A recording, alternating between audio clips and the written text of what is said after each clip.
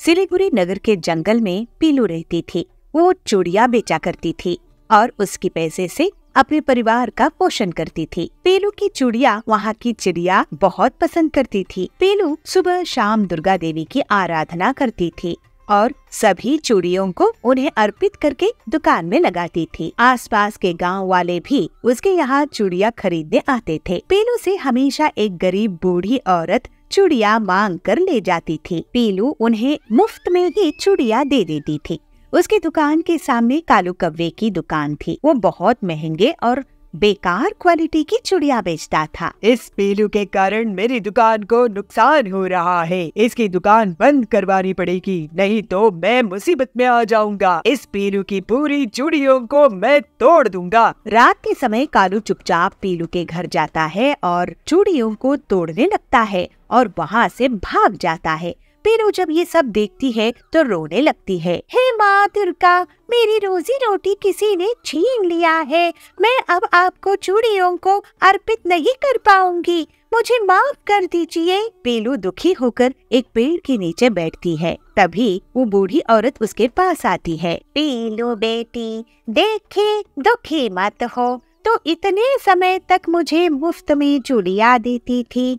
ये ले देवी माँ के आशीर्वाद वाली एक चूड़ी, इसको तू अपने आंगन में लगा देना। इसमें से चूड़ियों का पेड़ निकल आएगा जिसमें कांच, सोने और चांदी की चूड़ियाँ रहेंगी। तेरे सारे कष्ट दूर हो जाएंगे। पीलू उस बूढ़ी औरत की कहना मान जाती है और एक चूड़ी को अपने घर के आंगन में बीज की तरह बो देती है। कुछ ही समय में उसमें से पेड़ उग आता है। पीलू माँ दुर्गा जी को धन्यवाद देती है, उन्हें उस पेड़ की चूड़ियाँ अर्पित करती है और फिर से काम शुरू कर लेती है। इसे कालू बहुत गुस्से में आ जाता है। अब इसका पेड़ ही काट दूंगा। जैसे ही कालू कुल्हाड़ी लेकर पेड़ के पास जाता है, उसी समय पीलू माँ दुर्गा की ध्यान करती है। अचानक से कालू हवा में गोल गोल घूमने लगता है और उसकी कुल्हाड़ी छूट जाती है। ये क्या हो रहा है? मुझे माफ कर दो पीलू। माफी मांगनी है तो दुर्गा जी से मांगो। मैं तुझ जैसे दुष्ट को माफ नहीं कर सकती। तूने इतनी ईमानदार और मेहनती मेरी भक्त पीलू को तकलीफ दिया है। मैं ना तुम्हें यहाँ से बाहर फेंक दूंगी। कालू को देवी जी दूर फेंक देती है। माँ दुर्गा जी आपकी जय हो। बेटी, तू मेरी अत्यंत प्रिय भक्त है, मैं तुझे दुखी नहीं देख सकती। फिर दुर्गा जी को पीलू अपने हाथ से हलवा पूरी का भोग लगाती है। उसके बाद देवी वहाँ से अंतर्ध्यान हो जाती है और पीलू के चमत्कारी पेड़ के बारे में लोग सुन सुनकर उससे चूड़ियाँ खरीदने के लिए आने लगते हैं। इस तरह से पीलू सबको देवी दुर्गा जी की आशीर्वाद और भक्ति के बारे में बताती थी और वो दुर्गा जी की भक्ति करते हुए जीवन हंसी खुशी बिताने लगती है। पंजाब नगर के घने जंगल में खूंखार डाकू जाबाज का एक बहुत बड़ा गिरोह था। दूर दूर तक उसके नाम की दहशत होती थी, उनसे सभी घबराते थे। ऐसे ही एक बार जाबाज कड़क सेठ ही एक खदान में कब्जा कर लेता है। वहाँ पर पीलू मजदूरी किया करती थी। वो हनुमान जी की बहुत बड़ी भक्त थी। जाबाज उनको कहता है, सुनो गुलाम चिड़ियों, अब से तुम मेरे लिए खदान में काम करोगे। इस खदान से जो भी सोना हीरा निकलेगा वो सब मुझे ला कर दोगे। तो कड़क कहता है, तुम्हारे सामने किसकी चलती है जाबाज? अब ये खदान भी तुम्हारी हो गई, लेकिन मुझे जाने दो। अब से तुम भी गुलामी करोगे कड़क सेठ। और हाँ, तुम सब लोगों को खाना तभी मिलेगा जब तुम हर रोज कुछ ना कुछ इस खदान से निकाल कर लाओगे। तो पीलू कहती है, जाबाज तुम हम पर इतना जुल्म क्यों करते हो? हम वैसे भी तुम्हारी कैद में हैं। जुल्म तो मैं करूँगा पीलू चिड़िया, अब ज्यादा बकबक मत कर और काम में लग जा। सभी दहशत में आकर जाबाज का कहना मान लेते हैं और खदान में काम शुरू कर देते हैं। रात हो जाती है लेकिन किसी को भी खाने को कुछ नहीं मिलता है। इससे हरिया तोता बेहोश हो जाता है। हरिया काका बेहोश हो गए हैं। जाबाज जी, इन्हें कुछ खाने के लिए दीजिए, नहीं तो ये खत्म हो जाएंगे। खत्म होता है तो हो जाए, मेरा कोई काम का नहीं है ये बुढ़ा। तो पीलू कहती है, हे हनुमान जी, ये कैसी मुसीबत है? ये क्रूर जाबाज तो हमारी जान ही ले लेगा। आप ही हमें बचाइए। अरे तुझे कोई नहीं बचा सकता पीलू, तुम लोग मेरे गुलाम हो। पुलिस भी मुझसे डरती है। और भी सबको जाबाज काम में लगा देता है। सुबह वो सबको आधी रोटी खाने के लिए देता है। ये लो हरिया काका, आप मेरे हिस्से की भी रोटी खा लो। तो हरिया कहता है, बहुत धन्यवाद है बेटी, तू सच्ची हनुमान भक्त है। हनुमान जी से मदद करने के लिए कह लो। तो पीलू कहती है, हनुमान जी सब कुछ जानते हैं काका, आप चिंता मत कीजिए, वो हमारी रक्षा जरूर करेंगे। और फिर जाबाज के आदमी हंटर लेकर सबके पीछे पड़ जाते हैं और उन्हें फिर से काम पर लगा देते हैं। पीलू खदान में काम करते करते कमजोर हो जाती है। उसे चक्कर आ जाता है और वो फिसलकर एक सुरंग में चली जाती है। अरे ये मैं कहाँ आ गई? उसके सामने हनुमान जी की मूर्ति रखी हुई थी और उसमें से हनुमान जी प्रकट होते हैं। बेटी पीलू, तूने मेरी भक्ति बहुत श्रद्धा से की है, मैं तेरी रक्षा जरूर करूँगा। हनुमान जी आपकी जय हो। आपके दर्शन हो गए प्रभु, यही बहुत बड़ी कृपा है। अब तो मुझे किसी चीज की कामना नहीं है। तो हनुमान जी कहते हैं, ये तो तेरी साफ दिल से निकली आवाज है बेटी। तुझे जितने कष्ट देखने थे तूने देख लिए। आज तूने अपने हिस्से की रोटी को हरिया को देकर बहुत अच्छा काम करी हो। मैं बहुत खुश हुआ तेरे इस स्वभाव से। चल अब मैं तुझे यहाँ से बाहर निकालता हूँ। इसके बाद हनुमान जी पीलू को सुरंग से बाहर निकाल कर ले आते हैं। ये देखकर जाबाज और उसके आदमी चौंक जाते हैं। उन्हें तो सिर्फ हनुमान जी की मूर्ति ही दिख रही थी।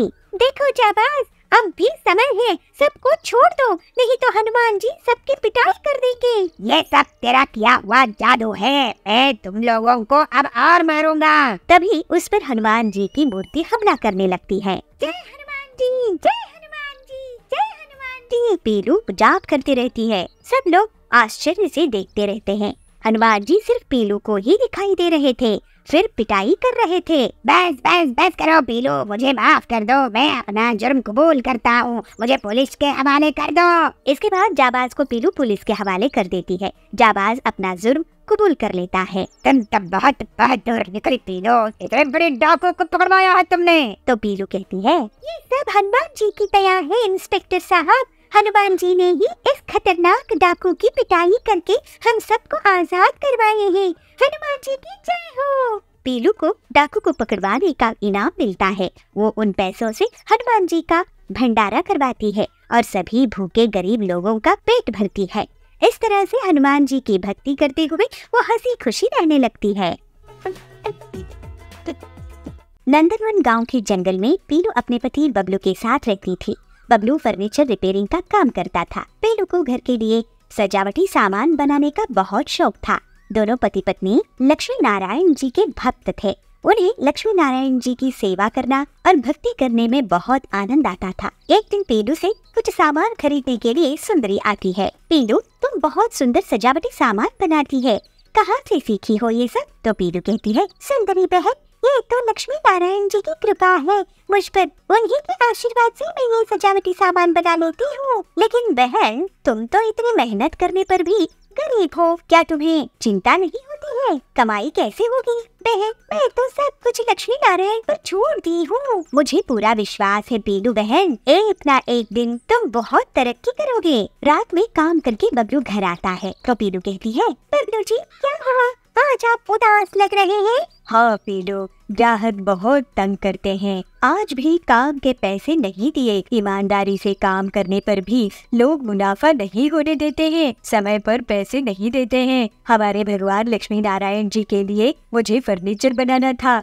लेकिन पैसे ही नहीं है। तो पीलू कहती है, लक्ष्मी नारायण जी सब देख रहे हैं, हमें चिंता नहीं करनी चाहिए, एक दिन हमारा भी अच्छा घर होगा। लेकिन बहुत दिनों तक बबलू को उसके ग्राहक पैसे नहीं देते हैं और उसको नुकसान होता है। तो कालू कहता है, बबलू, अब मेरे पास जब पैसे आएंगे तब मैं तुम्हें दे दूंगा, तुम रोज रोज यहाँ मत आया करो। बबलू वहाँ से दुखी होकर घर की तरफ चलने लगता है, लेकिन उसका एक्सीडेंट हो जाता है। पीलू का अपनी दुकान में भी मन नहीं लग रहा था, क्योंकि उसे बबलू जी की चिंता रहती थी। धीरे धीरे उसकी भी तबीयत खराब होने लगती है और वो और भी गरीब हो जाती है।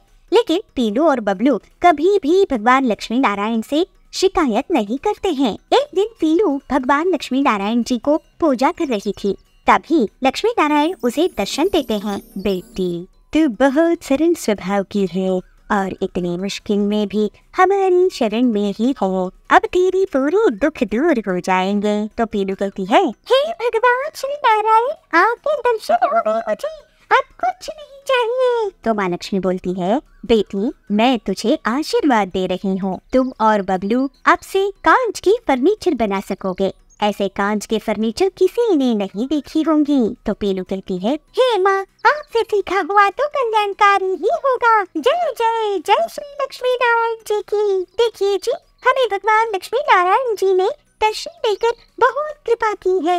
हम तो पैसों के लिए दूसरों की तरफ देखते रह गए, लेकिन कोई मदद नहीं किया। आपके पास फर्नीचर बनाने के हुनर है। अब माँ लक्ष्मी जी की दया से मुझे कांच का फर्नीचर बनाना आ गया है। हाँ पीलू, भगवान लक्ष्मी नारायण की बहुत दया है हम पर। और सुबह से पीलू जंगल जाकर कांच इकट्ठा करके लाती है और जैसा उसे भगवान लक्ष्मी नारायण ने सिखाए थे वैसे वैसे वो उनको आकर देने लगती है।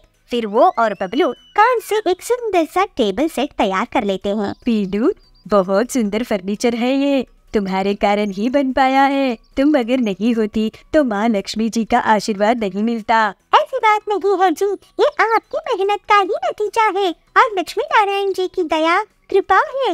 अब हम ऐसे ही कांच के फर्नीचर बना बना कर बेचेंगे। फिर दोनों पति पत्नी बहुत सुंदर सी कांच के फर्नीचर की दुकान खोल लेते हैं। ऐसे कांच के फर्नीचर तो मैंने नहीं देखा। बबलू, पीलू, तुम दोनों बहुत ही होनहार हो। अगर तुम तैयार हो तो मैं विदेश में इनको बेचूंगा। कड़क की ये बात सुनकर पीलू कहती है, ये तो लक्ष्मी नारायण जी की कृपा होगी सेठ जी, हम आपके साथ काम करेंगे। और ऐसे ही बबलू और पीलू लक्ष्मी नारायण जी के भक्ति करते हुए बहुत मेहनत करते हैं और लोगों के लिए कांच के फर्नीचर तैयार करके देते हैं और बहुत मुनाफा कमाते हैं। और फिर उनके घर की गरीबी हमेशा के लिए दूर हो जाती है और दोनों खुशी खुशी रहने लगते हैं।